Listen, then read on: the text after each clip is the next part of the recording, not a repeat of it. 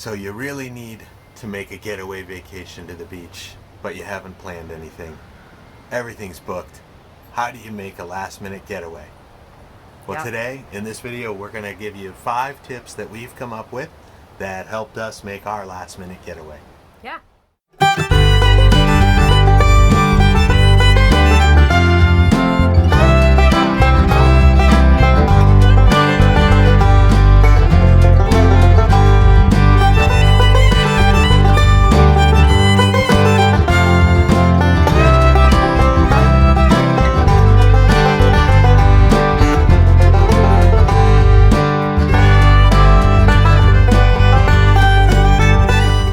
Hey everybody, I'm Kyle and this is Mary Kate, and this is our channel, Adventures and Activities. 1 year ago, we went out and bought an RV, and the first big trip we did 9 people, 19 days, 5,000 miles. It was crazy, and we didn't know what we were doing, and we learned a lot. So we made this channel to share with you different tips and tricks and ideas on how we got better. Yep. We're still learning as we go, but we'll share with you as we go. So it's the middle of winter, dark, gloomy. You need the beach, but you haven't planned anything. You've got a limited time and you want to go. What are some ideas on how to get yourself to the beach on a camping vacation last minute? Right. I think, first of all, you should know what you're firm on and what is negotiable. Things to consider would be like driving distance. Do you have to be on the beach? Do you have to be within a certain amount of miles of the beach? Do you want to be near a city? Do you want to be near other activities? You probably want all these things, but you should decide what is the most important and what's non-negotiable, and then say everything else we can work with. Yeah, so in our case, from our home in Atlanta, you can get to the beach in South Carolina, in Georgia, in Florida on the Atlantic coast, or Florida on the Gulf Coast. Alabama too. Alabama coast. Right. All of those are 5 or 6 hours. Right. We kind of started this thinking we'd get to the Atlantic coast, somewhere maybe along the Space Coast or St. Augustine. Mm-hmm. But here, be flexible. We were willing to say, you know what matters is we want to go to the beach. And I think we thought that in this instance, the weather would be slightly warmer down on the Gulf side than in, say, South Carolina or the Georgia Atlantic coast. So, right. Again, knowing what our priorities were, we wanted to get to the beach and we wanted warmer weather. Right. And another thing was we had a limited amount of time to work with. We basically had a Monday to Friday or Monday to Saturday situation. Yeah. And so we needed to make it work within those things. And that also affects how you feel about your drive time. Sometimes you're willing to drive a little bit farther if you know your stay is going to be longer. Yeah. But if you're only going to be there 4 or 5 nights, sometimes you would rather just use those days to rest up and not put in, an 8-hour drive. Yeah, so for us, the priorities were clear: the beach, the sand, the sun. The flexibility was where exactly, right. Which beach. And then another priority was that we probably wanted to keep that drive to 5 or 6 hours. We weren't looking for a 10-hour drive. Nope. So now some of the tools, and Mary Kate does a lot of the trip planning. So what are some of the tools that you use? So there's a lot out there. I think a lot of people know that, but there's sites and apps like Campendium and Campground Reviews, and then your basic Google reviews. Each one has its pros and cons. In the end, I use all of them because I like to cross-check my reviews. If it's solidly good on all 3, then that's a pretty good sign. If it's solidly bad, that's a pretty good sign that it's bad. And if it's mixed, then it goes into our second tier choices. But for example, Campground Reviews has better filtering for their searches. Campendium doesn't. Campendium, if you want more features, you have to pay. You get some features for free. I'm not willing to pay if I can have these other resources that have served us well. And then Google is just basically a cross-check, the same way you would use it for a restaurant or a store.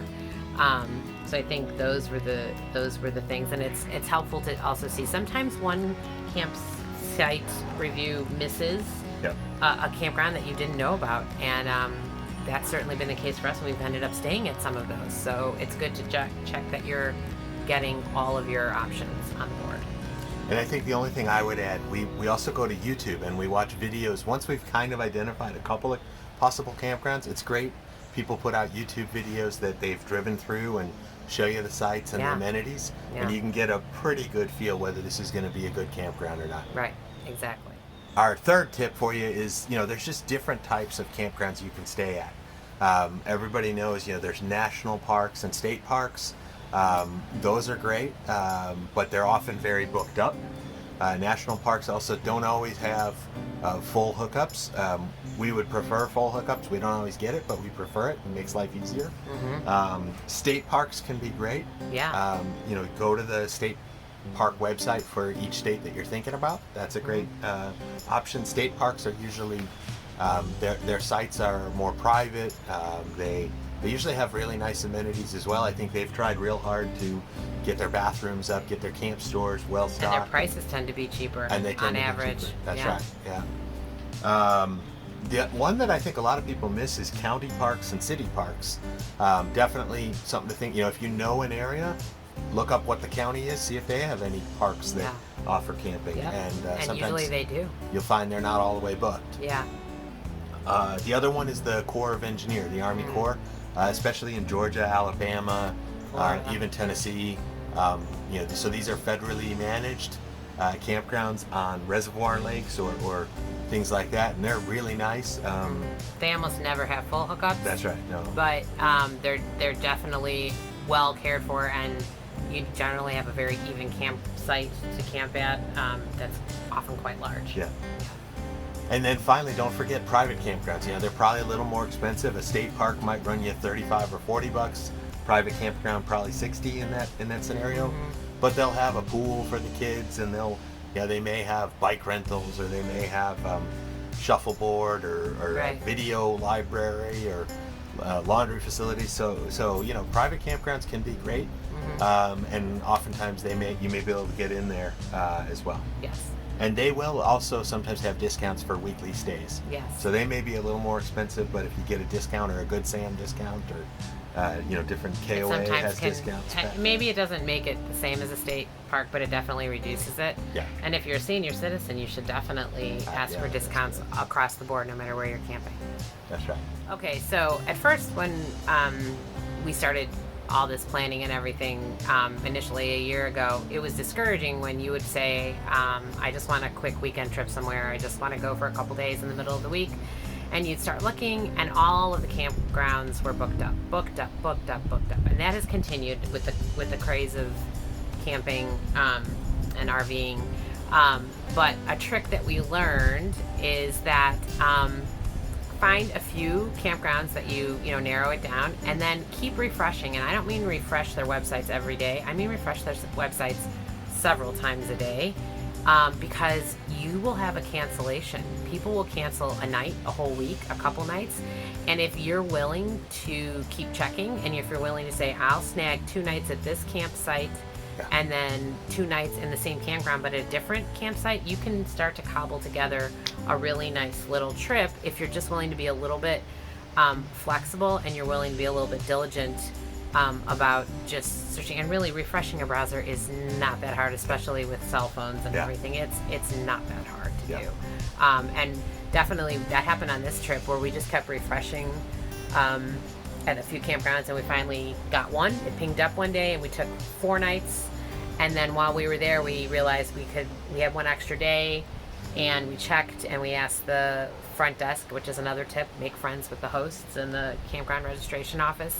And they said they had nothing. And then the very next day, I said, oh, what the heck? And I refreshed the browser, and 2 sites over had canceled for an entire week. So we grabbed it. Yeah. So, and it was just a matter of crossing, it's a little inconvenience in the middle of the day, but you just switch from one campsite to the next, and there you are. You've not really changed anything about your stay.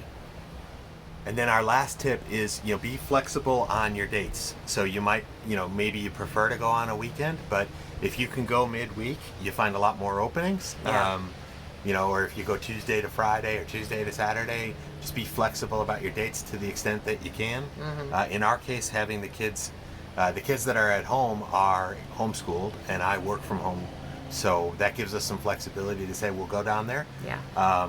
You know, a beach vacation while you're working isn't as fun as a beach vacation when you're not working, but I think, you know, working from the beach is better than working from home. So Yeah. be flexible on your dates. Yeah. Avoid the weekends. And Mary Kate already said, you know, talk to the hosts up at the front at the registration. Yeah. You know, see if they know anybody, when people are moving out, if there's an opening, if they could move you to a different site. Yes. That's all great. Yeah, they're generally really helpful, friendly people who want people to be happy, and they want campers, and they like a full campground. So Yeah, I mean, ask. a lot of times I think they're just RVers like us. Right. Maybe they're full-time retirees, and they do this, you know, just to make a little income. Yeah. Or get a discount off their stay or something. But they're great people, and you know, talk to them and get to know some people. Yeah. Hey folks, so if you like this video, if you found these tips helpful, please consider subscribing to our channel and hit the notification bell so you get notified anytime we put a new video out. Yep. Absolutely. So with all these tips, we want to let you know, come back next week, because we went down to Florida's Topsail Hill Preserve State Park. Amazing. Amazing park, and we're going to share that with video with you next week. Absolutely. I said. My own web show, my own web show. Everybody wanna know my own web show, my own web show, my own web show. How will it go? My own web show, my own web show, my own web show. Everybody wanna know my own web show, my own web show.